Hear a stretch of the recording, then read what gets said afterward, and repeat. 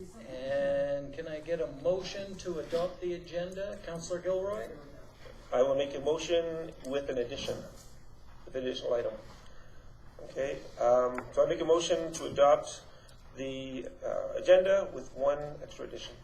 And that is a very timely letter that needs to go to the Minister of Health and to the Premier about locum coverage, which will be very much in effect as of September. And we have to talk about that. So you want to make an addition to the agenda? Right, of an extra letter that needs to be. Is this timely? It has to be done? They're changing the policy as of September 2020, and if it changes, it gives AHS complete control over who comes in as a locum or who gets a locum, and we can discuss it later, as opposed to what it used to be, which is the College of Physicians and Surgeons, which is a unbiased body. So it really needs to be discussed tonight because September is only a month away, and we need to get this changed. Okay, so we can put that in as 8.4. Business will call letter regarding locums. Do you have anything email-wise that you can give us so we can I can make a copy of the letter from Dr. Laughlin to our MLA. However, all the other information I've been given is I'm not allowed to release it. It is. have a discussion about it? Well, we can discuss it because some of it is public knowledge. You can easily find this information, and actually part of it is kept in the President's report of the Alberta Medical Association, so it can be looked up later on that to prove that exactly what I'm saying. Okay, any other questions on this?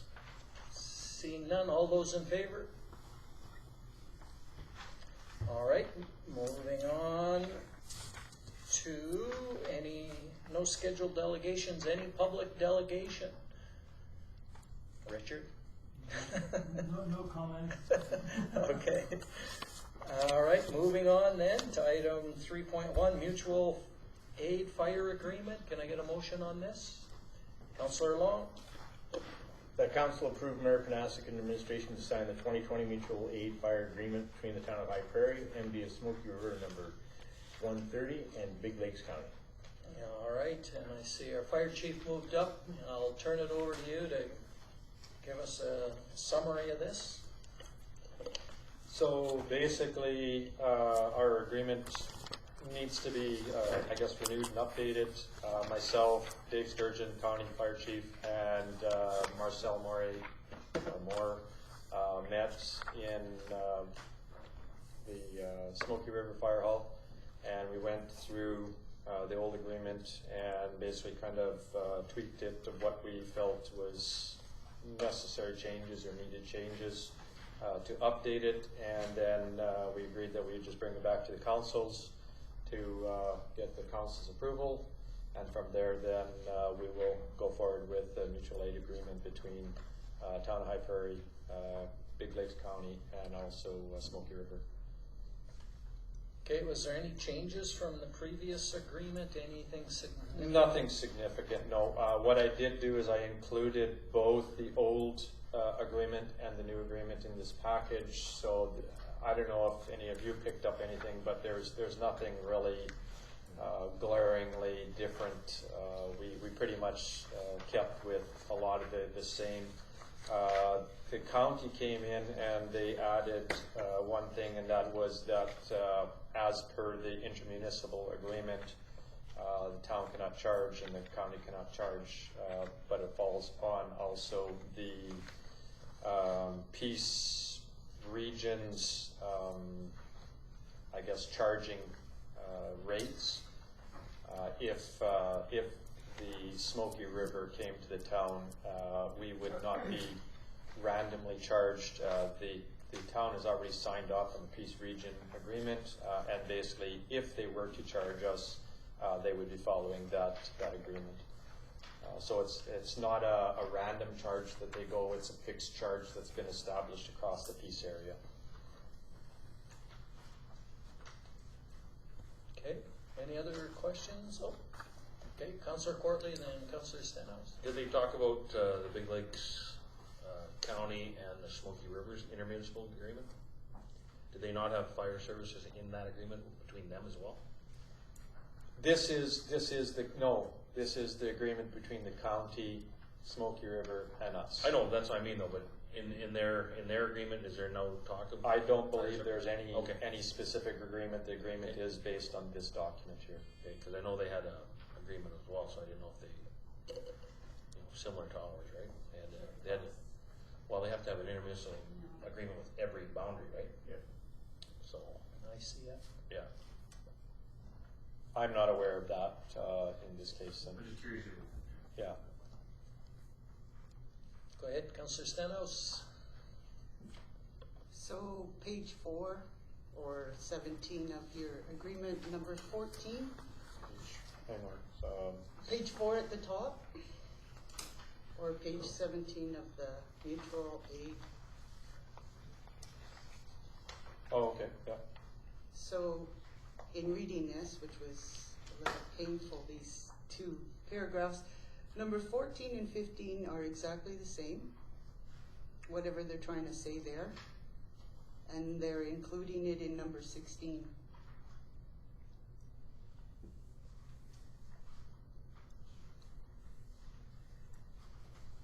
The difference is the requesting and responding. If Yeah. you look at the first couple letters or Oh, words. right. Okay.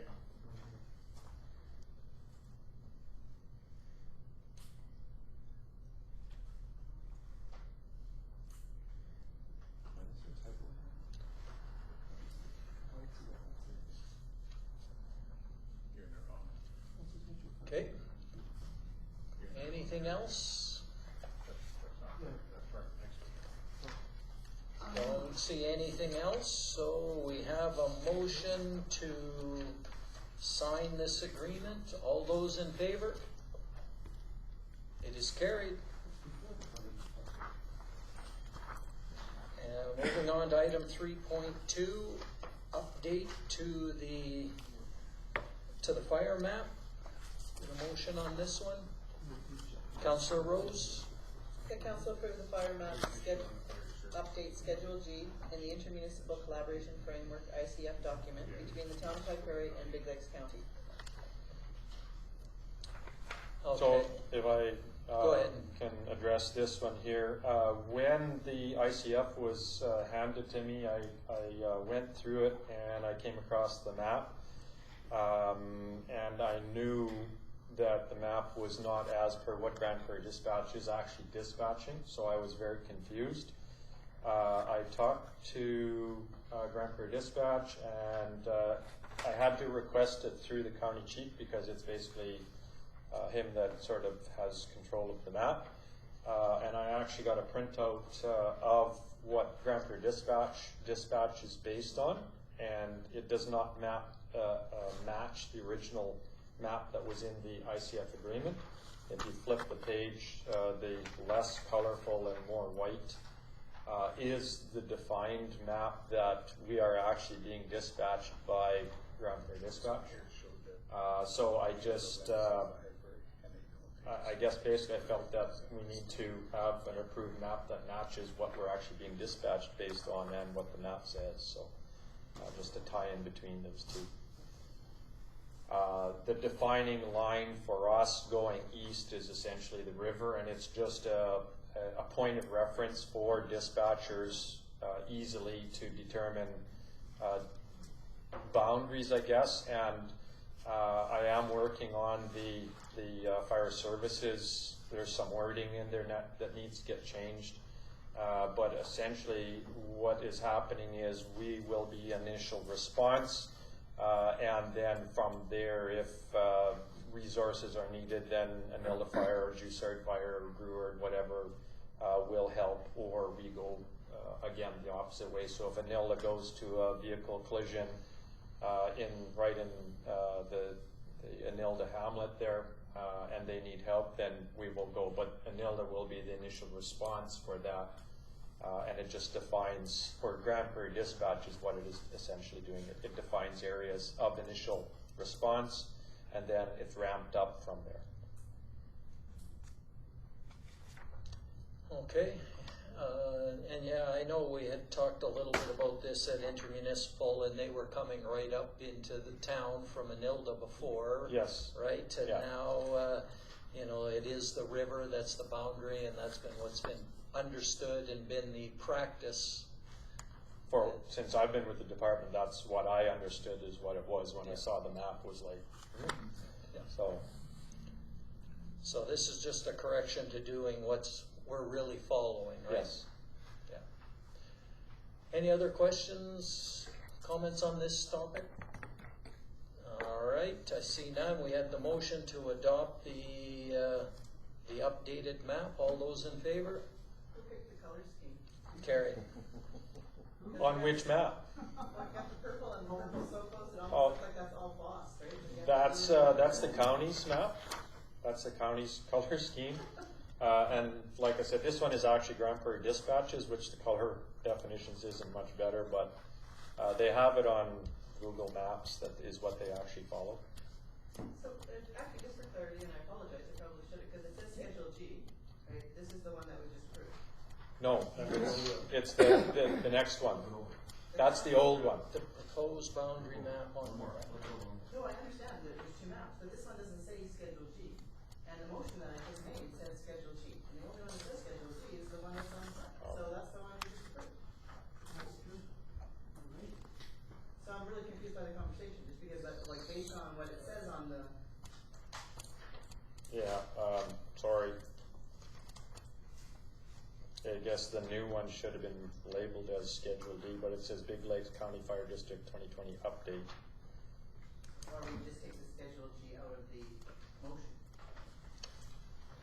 Well, yeah, I guess we've already moved and passed it, right? But I It's think, slowly becoming more confused. but I don't think it's confusing for, I think we know what we want to do. We're going with the new updated map. We'll put it in the ICF agreement. It will become the new Schedule G. It Maybe will- we could just write updated Schedule G on that second page, Yeah. and then Okay. we've got it. Okay. There. All right, so moving on to item 3.3, the peace officers report. Can I get a motion there? Checking the left side first, back to the right. Councillor Long. That council received the senior peace officer's June 2020 report for information. All right. Good evening, I will everybody. turn it over to our senior peace officer. Just gonna highlight a couple things. Unsightly notices. Continuing to patrol the areas, the town, and last month there was 14 we sent out, and 3 had to be cleaned up by contractors, which I believe the properties were owned by people that live out of town, so they didn't have the means to coordinate anybody to clean it up, so we did that for them. We had a dog attack, which was dog on dog, and tickets issued.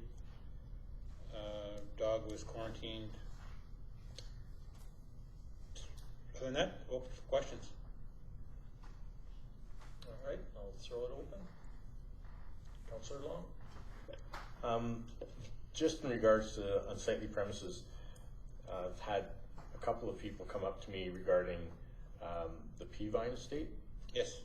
and wondering if that's going to be tackled, because it's We were in contact with the person that's responsible to mow that place.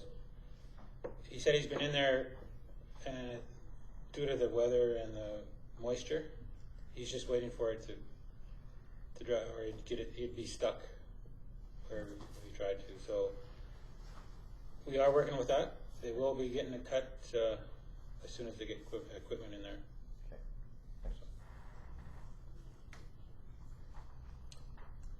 Councillor Stenhouse? So I have a request, and I don't know if this actually belongs here or in Public Works or the CAO's report, but a concern is these boulders, these big rocks at that median between Cox Contracting and the MD. There seems to be a lot of these big rocks on the road. And just wondering if between maybe town trucks or peace officers or county trucks that have beacons, I know it's not your job, but there are some big rocks that sit on that road and people are concerned about them going through the windshield. I can notify NCOM and have somebody out there to.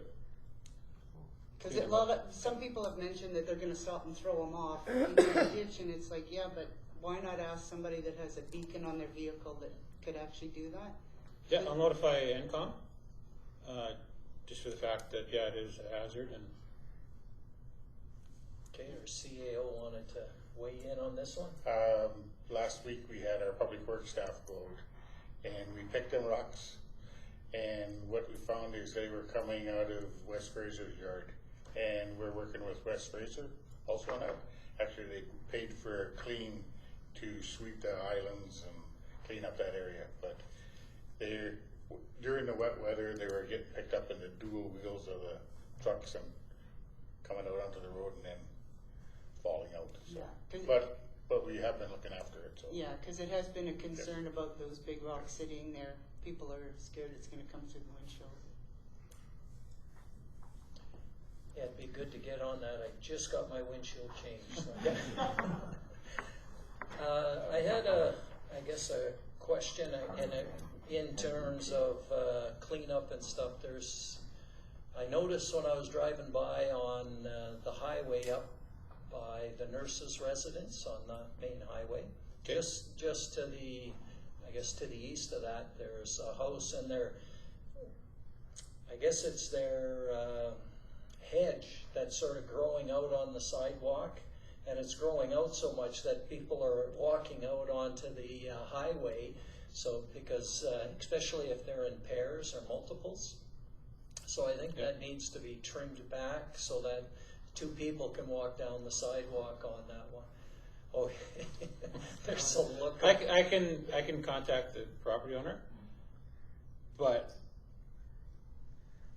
no guarantees that they're going to go and do that. But I'll ask them.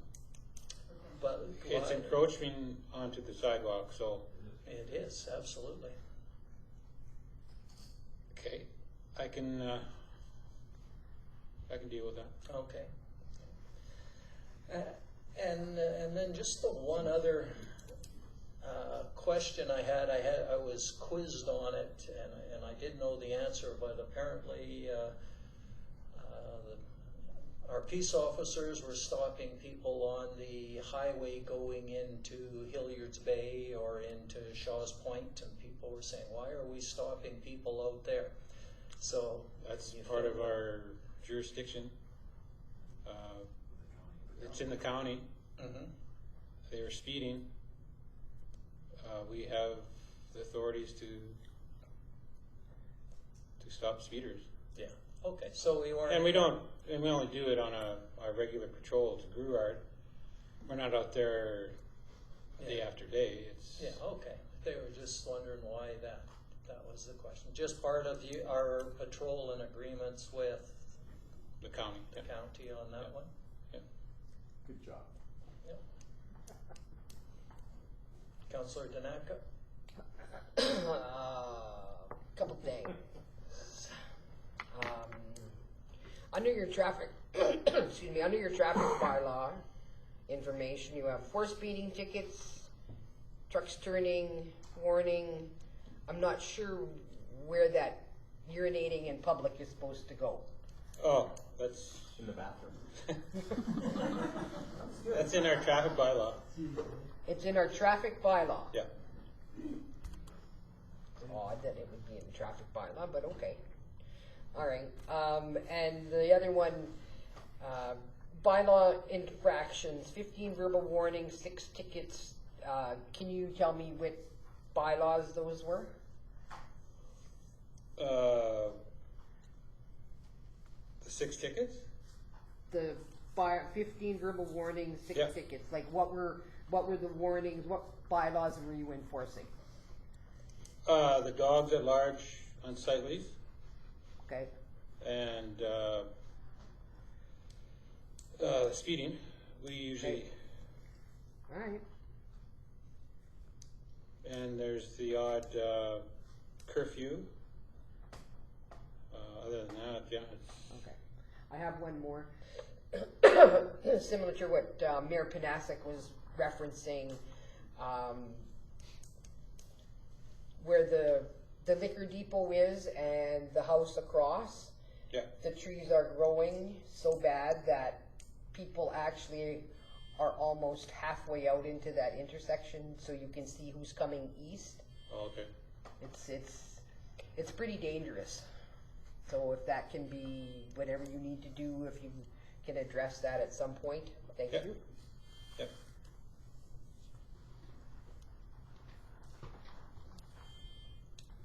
What do we got beeping? Not mine. Oh. I did remind me to check my phone. It's our system. It goes off every so often. Okay. All right, any other questions for Mr. Bloom? Seeing none, we had a motion to receive for information. All those in favor? It's carried. Thank you. Okay. And moving on to our Public Works report, can I get a message, or a motion there? Not a message, but a motion? Message to motion. Councillor Rose? The council received the July 2020 Public Works report as presented for information. All right, I'll turn it over to you to go over any highlights that you want to bring forward. Basically, the water plant filters are substantially complete. We did a walkthrough. There's a few things that they have to finish up before we'll give them final completion certificate. So that's one. I'll just open it up for questions. Sure. Councillor Gilroy?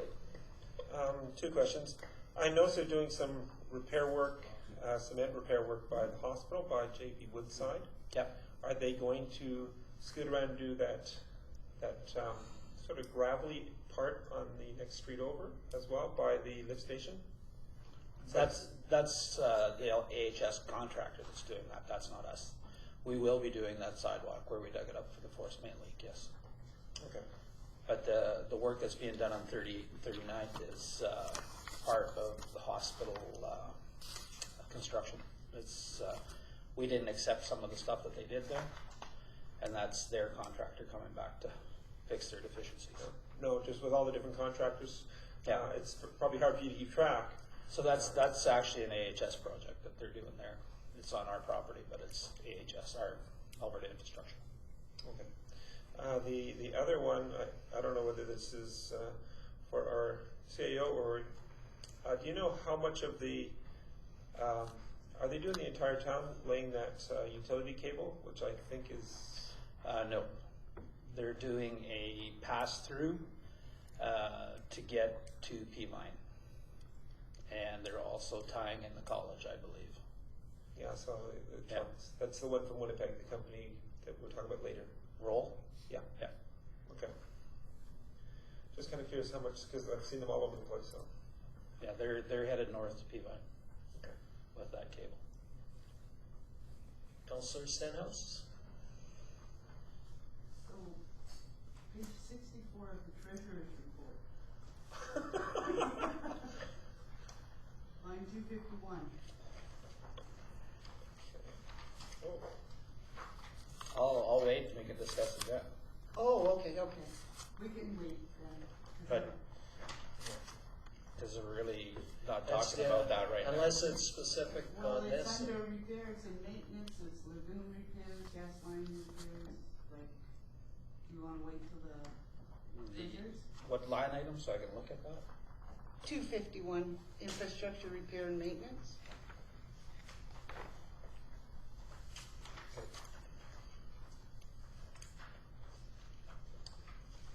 We'll focus on the report of this, and then we can go into it once we get to the budget. Okay, and that part. okay. Yeah. Anything else? That's way too easy for him. I'm here to do other stuff here. Okay. Well, okay, one more. We were talking about the side of the shop where there's erosion in Yep. the river. How's that working out? They give us a recommendation from environment, but we're trying to get environment to pay for it. They wanted us to cable round bales together and backfill the backside of the round bales, but I know where those round bales will end up in a high flow. It'll just be further down the river, so we're looking for a more permanent solution, and we've been back and forth on what that would be. Huh? But it is chewing away at the shop yard quite substantially. Okay, I see no more questions. We have a Sorry, motion. later for more. We can't let you off this easy. We have a motion to receive for information. All those in favor? Carried. Moving on to 5.1, our public hearing minutes. Get a motion on that. Councillor Courtley? That's okay, I was seeing if you saw me. Council approved the minutes from the July 14th, 2020 public hearing as presented. All right, yeah, there wasn't much there, so. Any discussion on these, comments? Seeing none, all those in favor? It's carried. Going on to our regular meeting minutes, Councillor Long. Council approved the minutes from July 14, 2020 regular meeting of council as presented. All right, any discussion on these minutes? I see none. All those in favor? It's carried. Moving on then to item 8.1, Criminal Code Amendment. Can I get a motion on this one? Councillor Long? That council received a letter from the city of Cold Lake regarding the criminal code amendment for information. Okay. Any discussions, comments on that?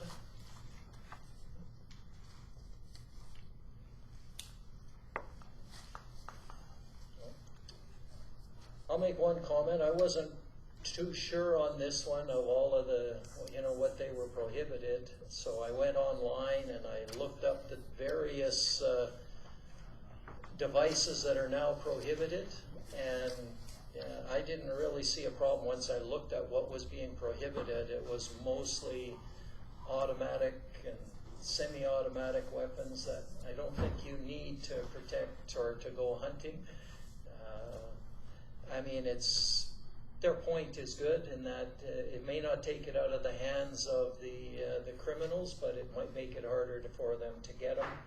So, yeah, I'm in agreement with the motion. Any other comments there on this? Okay, seeing none, all those in favor? Opposed? Okay. Yeah. Yeah, I'm wondering why, what she wants to be packing there. No, it's the automatic weapons to hunt down the rest of those stray cats and dogs. In case the shotgun doesn't work. So item 8.2, the grant partnership request. Councillor Rose.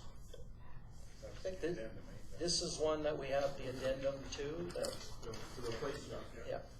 That council partner with Community Futures Yellowhead East and Community Futures Lesser Slave Lake on the LMP grant partnership in the amount of $750 and provide a letter of support for the project. Right. So there's almost two different things here, just to make sure that we're clear. And the one is the grant partnership request. It's for the study to be done, and looking at the effects of COVID on small and medium entrepreneurs. And then the other one is the working with Community Futures to include some workshops for, I guess it'd be more for the businesses and stuff, but you got those topics there, like design thinking workshop, building resilience, that kind of thing. Councillor Stenhouse? Okay, so I'm not in support of this. I don't think it's money well spent. COVID is not over yet, and do we really need a study to find out its impacts? All we have to do is look around in our town and other towns and talk to people. Plus, we also have those, why can't I think of their name now? That help us with the bylaw there, MMFC? We already paid them, why can't they do a study for us for this information? I don't think we need to hire an outside contractor to do a study on this. Okay.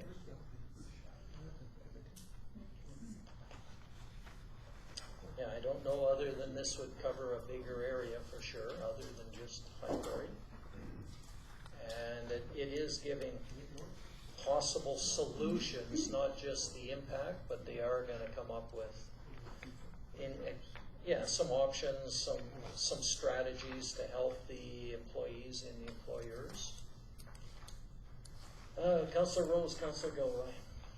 And just sort of further to what Mayor Panasic said, I think that we don't have, we have a business community that could use some support right now, and Community Futures is a pretty functional organization that comes with a lot of sort of professional support within that organization, and with sort of lacking, really a strong chamber right now. Like, we're not seeing a chamber presence a lot. I think this is our opportunity to, in a very small way, support the business community. We've worked with Community Futures in the past, and it's always been very successful. So anyway, I would certainly support a partnership with Community Futures right now and what they're trying to accomplish. I know we don't have a lot of money to spare, but it's not a big investment, and I think it could be helpful. Councillor Gilroy. Interesting enough, what their training and their workshops, I'm being inundated with provincial ones to do the exact same stuff.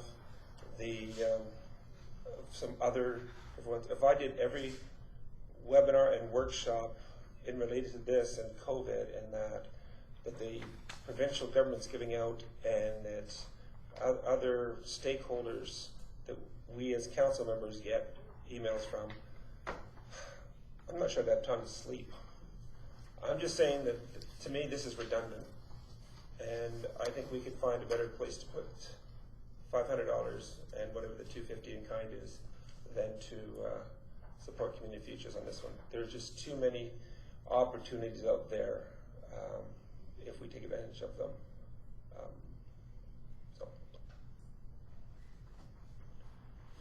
Okay, Councillor Long, Councillor Danaka.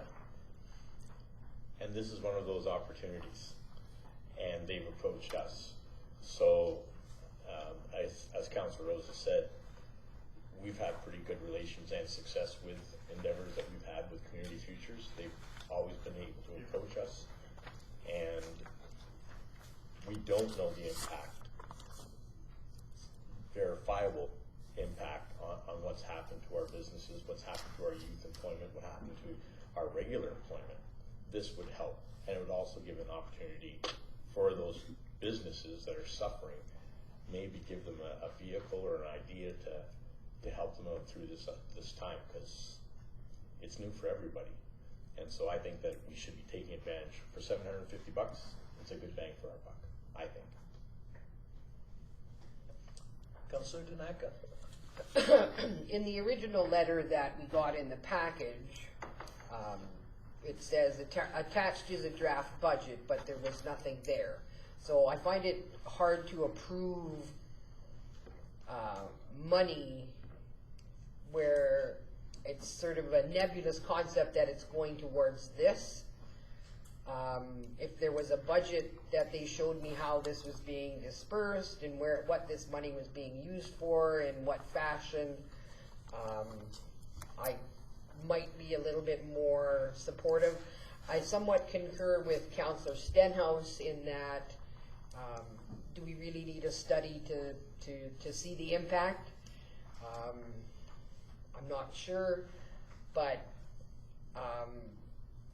I would really like to see the budget that they're proposing and how they're going to dispense with this money, as opposed to just saying, here's your $700, do with it what you will. Do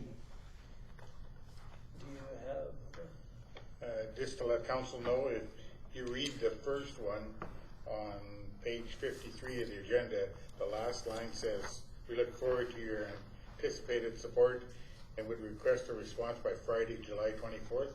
So they've extended that date now, and that was to complete and finalize the grant and the application and the budget. So I think they're relying on seeing funds from each municipality, whether our 750 is going to be included in their budget source. So, Or they've not had a lot of support, and they keep I've got a meeting with Josh and Deanna Bizarre on July 30th, which is in a couple days. So. Well, and I think, like when I'm looking at this, the financial assistance is $500 and then $250 in kind. So it would be marketing and promoting, sort of that's the estimated value of that in-kind donation. So it's not a cash donation, but it is $500 that we would have to come up with, not $750. Yes. So we're clear on that. And my thoughts are, you know, for $500, if we can help our business community, you know, this is doing the study, and get some strategies that might help us in the long term too. I think it would be okay. I think it'd be money well spent for that. And, you know, to see them, the other sort of side of this is the letter of support for them coming in to do, you know, at basically no cost, coming in to do workshops for our business communities and employers and our people that are out of work. I think it's a no-brainer to support that for sure. Any other comments on this before we vote on it? Okay, we have a motion to, I'm going to say, approve the funding and the workshops, the letter of support. All those in favor? Opposed? Oh, just passed. All right. Moving on then to the meet with Roll Global. Councillor Gilroy. Actually, I'm going to change it a little bit. The council directed administration to set up a meeting with Roll Global to explore options for broadband connectivity with the broadband committee. I think it needs to be, if you're looking at broadband, we spend too much money on a joint committee here. So I think if they're doing this, we need to look at it as a full committee, not just the town. So I'm saying, adding the part to the end saying with the broadband committee. Okay, Councillor Danaka. We had received a letter from, or an email from the CAO to, I can't remember her name, that at this point the broadband project is postponed or on hold. So why are we meeting with these people if the project's on hold? I can perhaps answer that. And the project that we had envisioned originally, that we started on, so many years ago with the county and doing our own municipally owned project, unfortunately, as we know, isn't going ahead for many different reasons. Probably one of the biggest ones is there's no funding available from the province, at which we were counting on, and that we had been given a hint that it might be there. So that hasn't materialized. That project is on hold. We had a meeting with the broadband committee last week. The county is now looking at some other options. They're looking at what's coming with satellite internet coverage and everything else. So they haven't, they haven't closed the door on that, but these guys are in town now. I saw them digging their lines around town, so I thought, well, we find out what they're doing, see what they can do for us. So I gave them a phone call and said, hey, can you do anything for us? And they said, well, we'd love to talk to you. Maybe we can, maybe we can't. And I'm looking at this more just to see what might be out there for our town, because right now, it's my opinion that we're not going to be able to get something going with the county. We're looking at trying to get something into our community by ourselves for now. And this was just one opportunity to look at what they would have. They didn't say what they could do, what they couldn't do. They said, well, let's sit down and talk. So I thought, hey, let's get together, have a meeting, see what they can do. If it's going to go anywhere, my thinking at the time was, see what they can do. If it's something that might involve the county, we could bring them in. But if not, I didn't think it would be needed to go to the county, because right now, based on the discussions from that meeting, they're sort of more waiting to see what that Musk is going to do with the satellite internet coverage. So. Councillor Gilroy? Sorry to seem to correct you, but the economic director and their IT person was instructed to make arrangements with at least 3 companies that were going to be possible partners in the broadband who had shown interest, and they were supposed to meet within a very short time. They're supposed to arrange it for us to look at how those would all work together.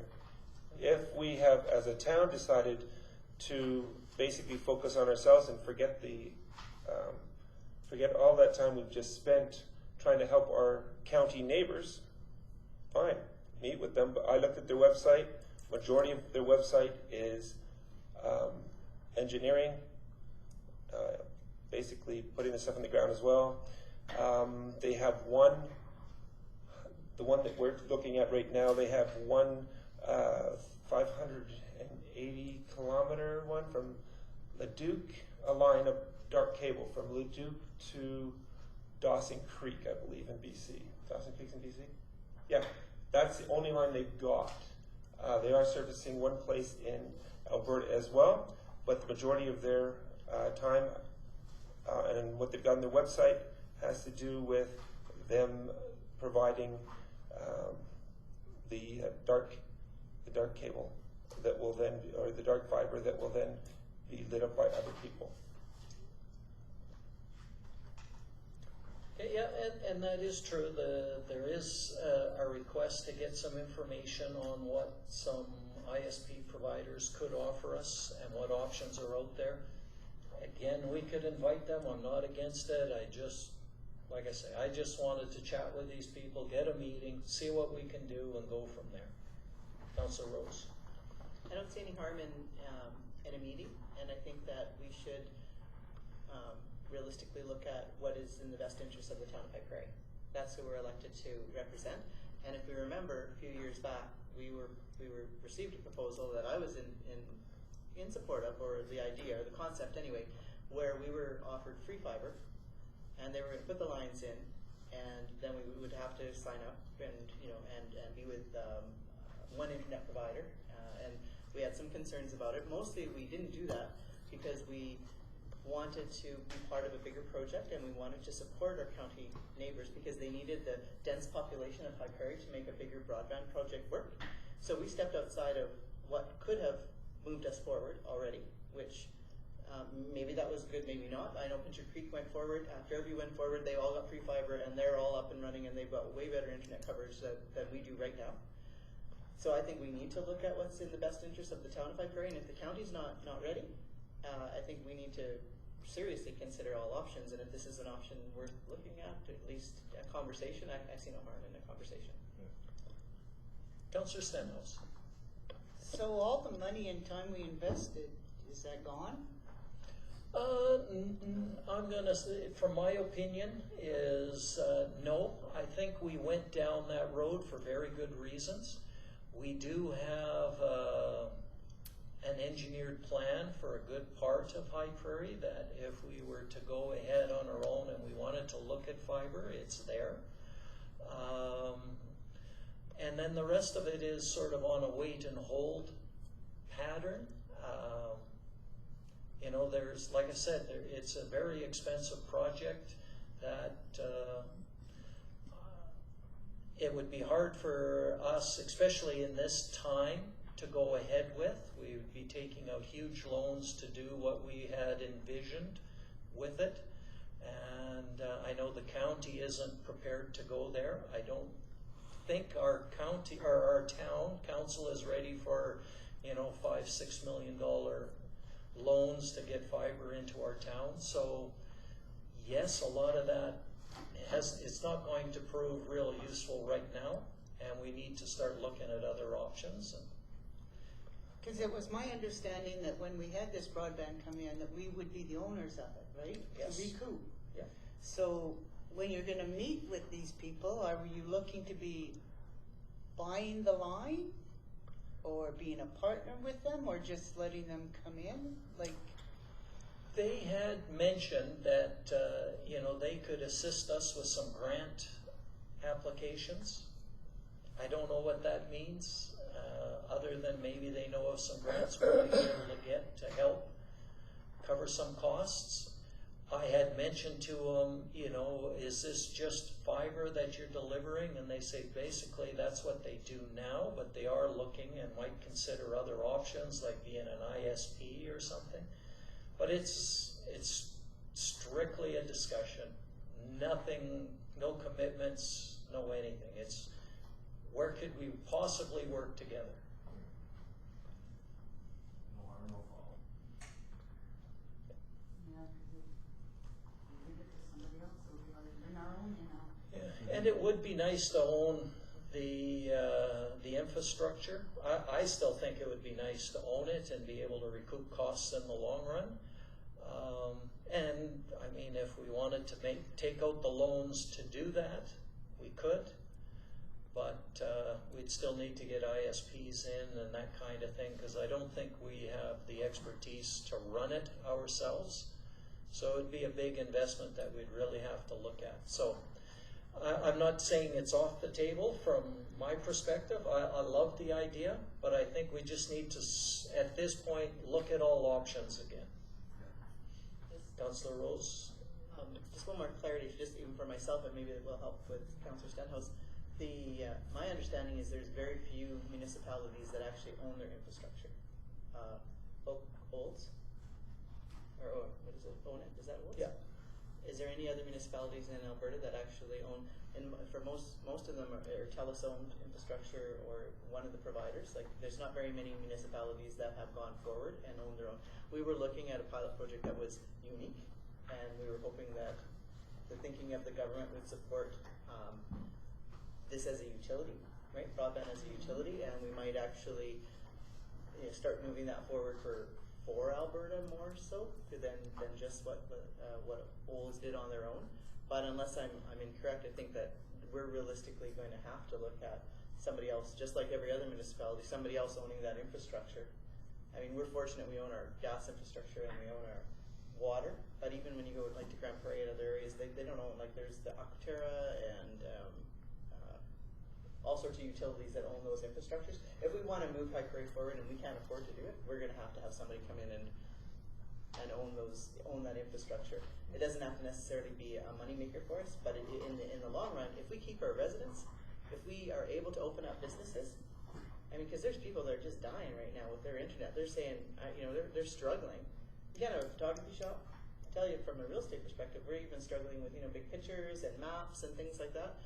So we're going to see the, slow death of small town municipalities if we don't find a solution to broadband. Right.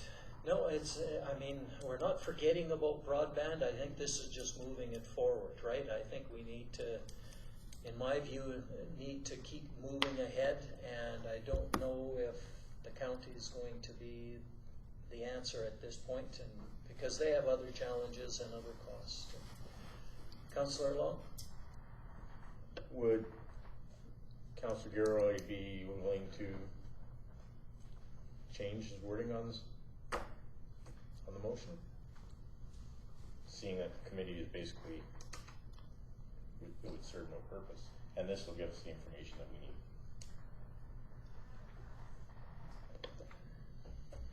For you, Councillor Long, yes, I will.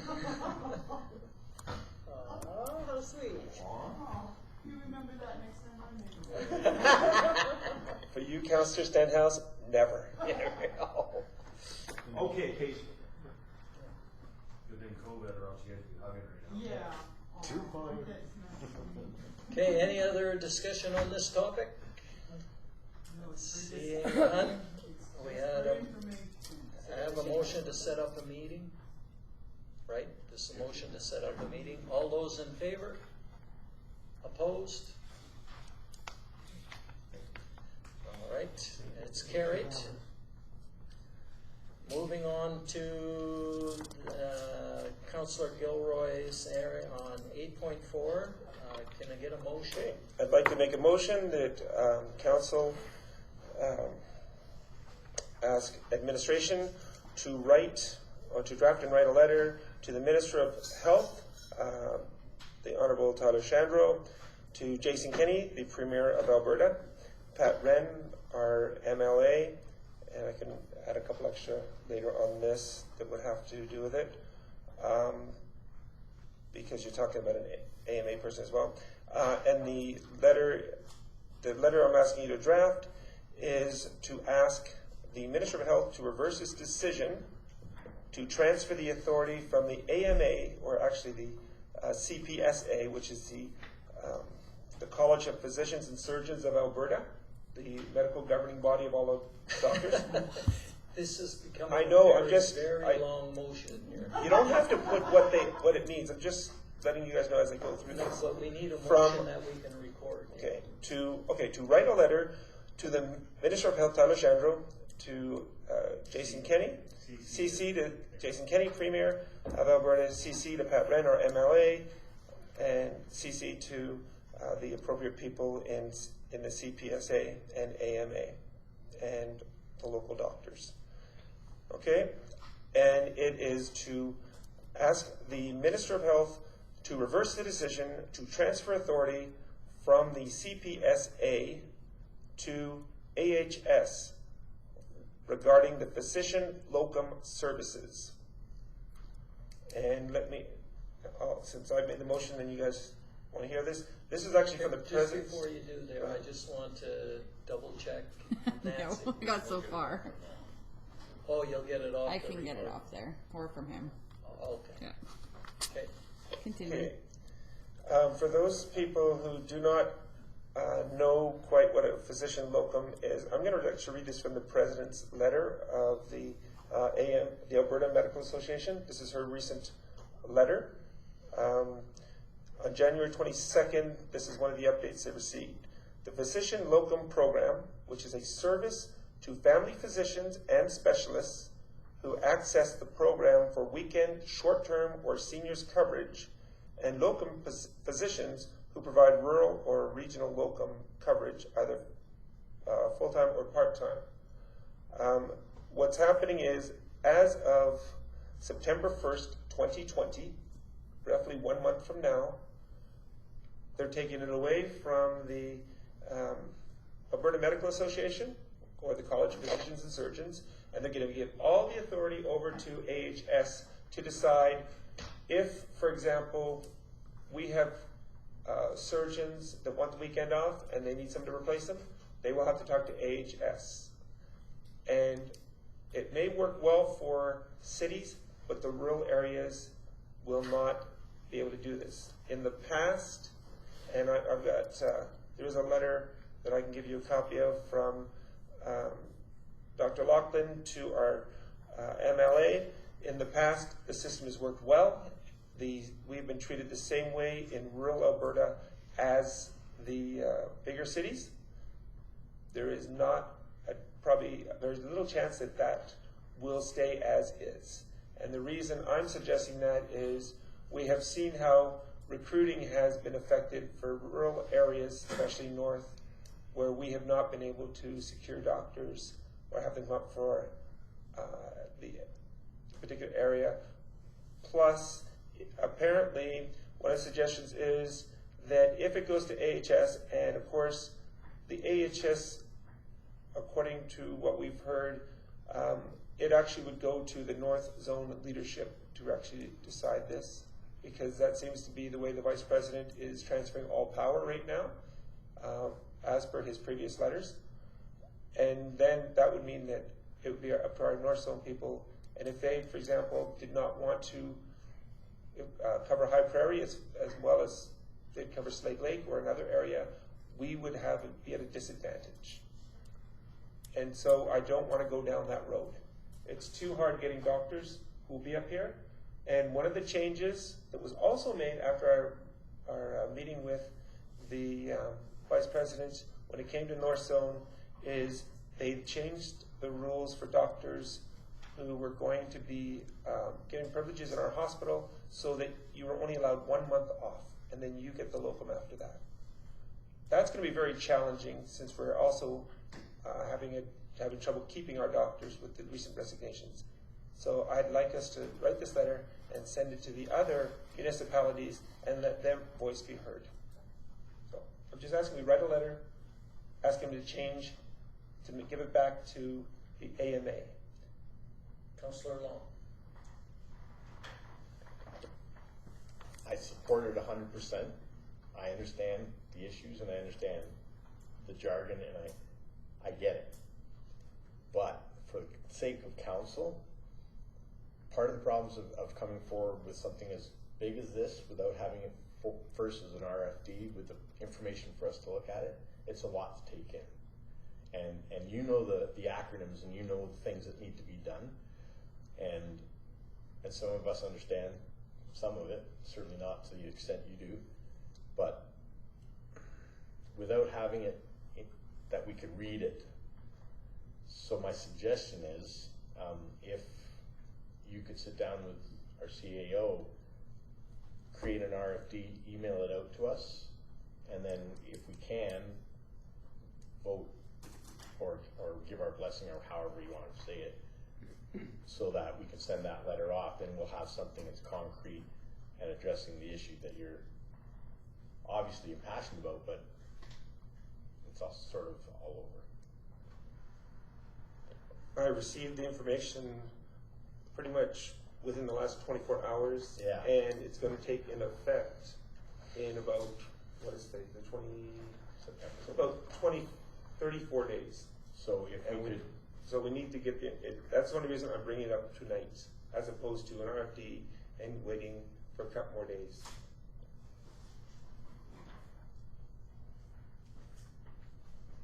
as you were explaining,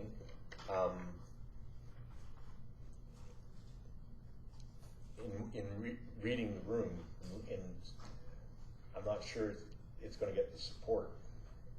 And I think it's important that we get it right, so that we have a letter that's already been drafted that council can say, yes, we accept this. Because it's kind of nebulous. It's lots of jargon, it's lots of people that we're going to be sending this letter out to, but we don't have anything that we can actually look at. Does that make sense? So I totally support it, and I know it needs to get done because of time constraints, but I think we need to put it in an RFD, send it out to council as a whole, we can look at it, and then it's just gonna take a little legwork on your behalf to get that. If council's in favor of it, I can work with Councillor Gilroy. We can do a RFD. I can draft a letter with him and send it out to all the council. And then if you have any changes or questions on the letter or the RFD, you can get back to us. We can answer. But you can approve his motion in principle and then subject to approval by the council reviewing the letter. Just a thought. Councillor Rose? And that was sort of where I was going to, and I agree with what you're saying, and I think something needs to be done, and I think we need to support it, but we need to know what we're supporting. And I was even worried that we didn't have enough information for administration to write a letter, right? Like without having some background information or some emails to be able to, but I mean, CEO Martinson's idea is a good one, is maybe just come up with, draft a letter, but provide us the background information. So you've got a letter from Dr. Laughlin. Right, so like we give us a copy, a scanned copy of that, so we have that, we have the actual concern, right, and some of that background information. But I mean, one, it needs to go into the letter. That's good, and then two, that we have that background information, we can more easily support it, right, and we can still move it forward quickly. If you pass this, I can basically get Dr. Laughlin's office to send you all supporting documentation. That'd be great. Within 1 day. Yeah, that's fabulous. Okay, and then we can do what we did with the last one. We can draft the letter, get it approved by the council, but I want to get it out as soon as possible is what I'm saying. No, Because time is short and we need to get it to all these people to show that, because as we know, our hospital's taking a beating right now on professionals, and our community can't take it. Yeah, we don't need it any worse, that's for sure. Councillor Stenhouse? Councillor Gilroy, I support what you're trying to do here, and I see no reason why we can't approve this tonight. We've come to many meetings where there's an addendum and we haven't had time to go through it. It's just been reviewed very quickly and it's been passed, so there's no reason why we couldn't pass that tonight. Councillor Corley? We don't have all the information. We don't. That is a massive, massive undertaking to absorb all the information between provincial government, their mandate, AHS and their mandate, and how everything's playing out. There's more to it than just that. I'm not standing behind anything to do with that unless we sit down and go through everything deep, because there's a reason why they're passing it over to AHS. I'm not a fan of AHS, don't get me wrong, but there's also a reason. We also were at a meeting not long ago when we first became councillors, where they were bashing the they were in here bashing the Doctors Association, what was that? College physicians. So now all of a sudden it's switched around now that they like them now. Like there's more to it than meets the eye. So I just I don't feel I'm not putting my name on any letter right now until I know more about what is physically going on. Okay, and from my point of view, I also, sending a letter to the Premier and putting, the town of High Prairie's name on it, I think we got to make sure that we really understand the issue before we do that. And I get the concept and I understand the gist of it, and I'm in support of anything that's going to keep doctors in our community. But I'd like to talk to some more doctors and get a bit of a feel of it before I would stand behind it. So I'm more in favor of, giving us a little bit of time to do some homework on it before we send it out. Okay, any other discussion on this one? We have a motion is to send the letter. We can vote on that unless we want to do a minor amendment to say that administration we'll draft a letter and send it to council for approval. That'll give us some time to look it over and make a decision. But that's up to Councillor Gilroy. I think it's, unless council wants to change it, I think it's a given that that the letter would, before the mayor signs it, would be approved. I mean, that's a given. When we sent the one to the premier and to Alexandro before to try and get some input, they had to see it first. So it's, if you're going to put your name on it, yes, it'll go through everyone first, but I don't think we need to add that to the motion. Well, it's not just me approving it. I think it needs to be council. Because this isn't just the letter, it's the concept also that we need to get our head wrapped around.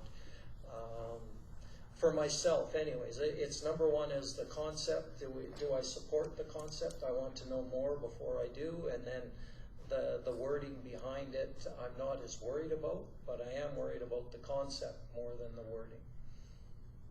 But I think, and I don't believe that if we send a letter to our health minister, he's going to go, oh, let's just stop that motion. If it's already in progress, we're going to stop it.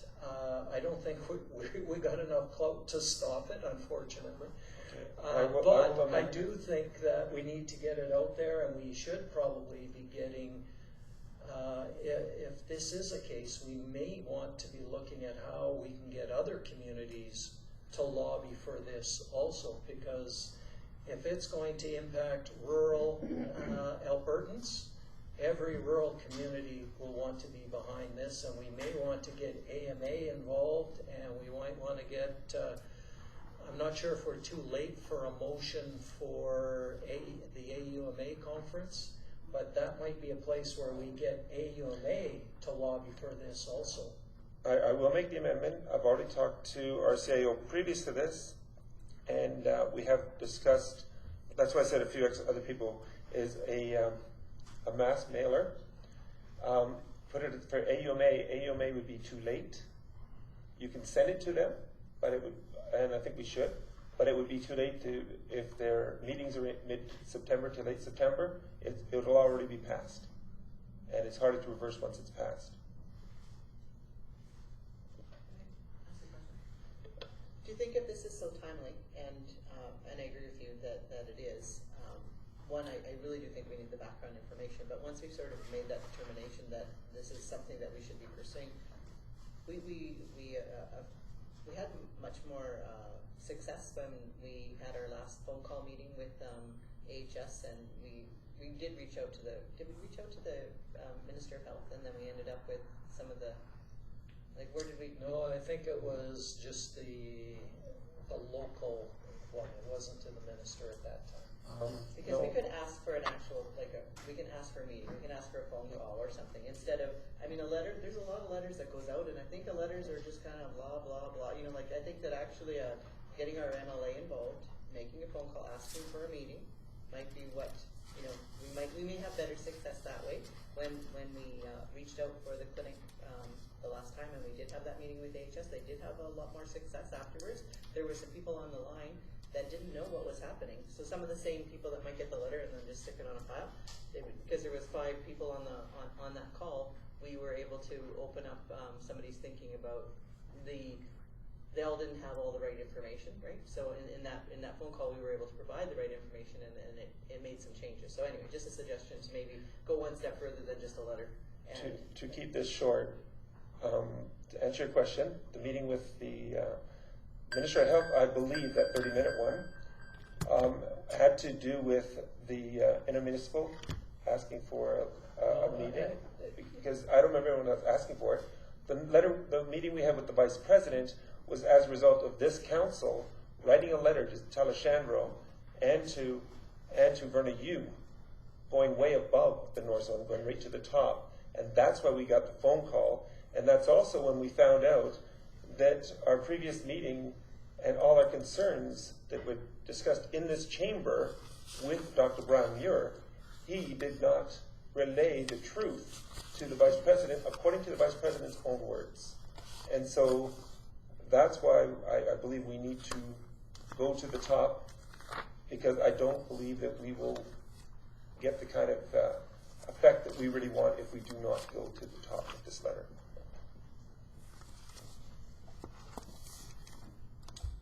Okay, we've gone around this enough. We got. And I made the amendment to get it approved by council first. Okay.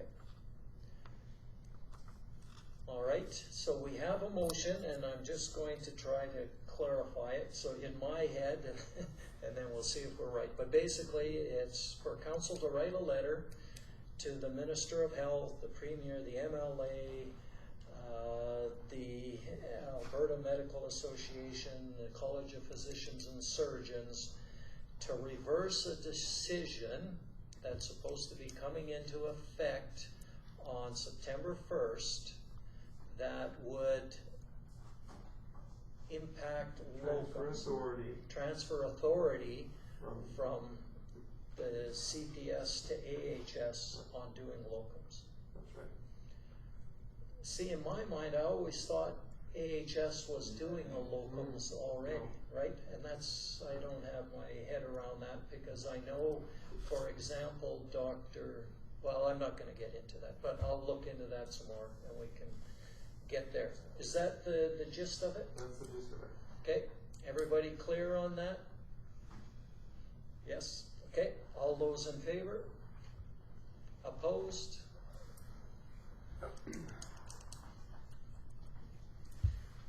Okay, and when we write this letter, I think that, seeing the opposition is we need to make sure that we're in agreement to send this letter at the time, right?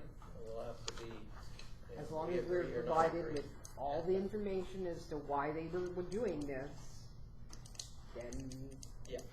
in that RFP, we need all the information. On the, yeah. Like So their not just the reasoning, letter, why. we need the background to it Yes. also. Yeah. Yeah, like if you're saying that the clinic has the information, like you can get that from Dr. Laughlin's clinic, that would be Yeah. Because just the letter wouldn't be enough. We need some background as I said, information. they can bring you the information that simply says that the government's paying for it to go to the college up until this date, and then from this date on, AHS will be in charge of all of it. I think it's one of the cost-cutting things to just throw it back into AHS, which will probably cost more in the long run. So, yeah, and what's the rationale for doing that? That would be, there's probably a reason, and we know that we don't trust AHS. But Well, I don't trust it most. okay, moving on to, what time have we got? How are we doing for, we're getting, I see some, You should want to take a break before. well, you this find is it. fairly long one, I would suspect, so I'm thinking we'll take a quick break, and then we'll come back and we'll get after that treasurer's report.